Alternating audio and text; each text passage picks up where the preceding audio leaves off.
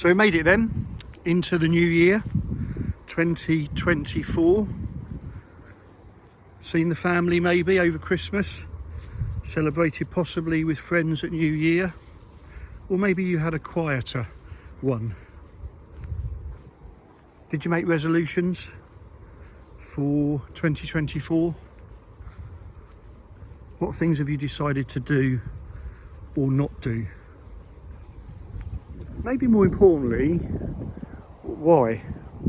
Why have you decided to do those things or to stop doing those things? We can live in the tyranny of ought to. I ought to do that. I ought to see them. I ought to read that book. I ought to watch that Netflix series. I ought to pray more. I ought to visit more. I ought to serve more. All of those.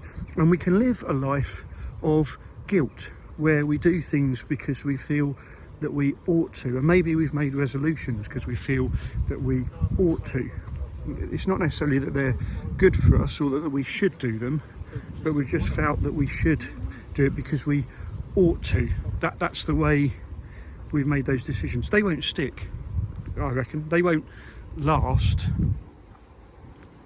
If we live an ought to life, we're going to live a frustrated life, an irritated life, a grey life. It was Howard Thurman, the American preacher and writer and thinker, who said something like, find out why you've been put on this planet and do that thing that brings you joy, because that is how God will use you best. When you live from a position of joy, go and do those things. So this year, whatever resolutions you've made, and I hope you stick with them if they aren't ought to resolutions, are they resolutions that bring you joy, that help you flourish as a person, that put you in a good spot with God?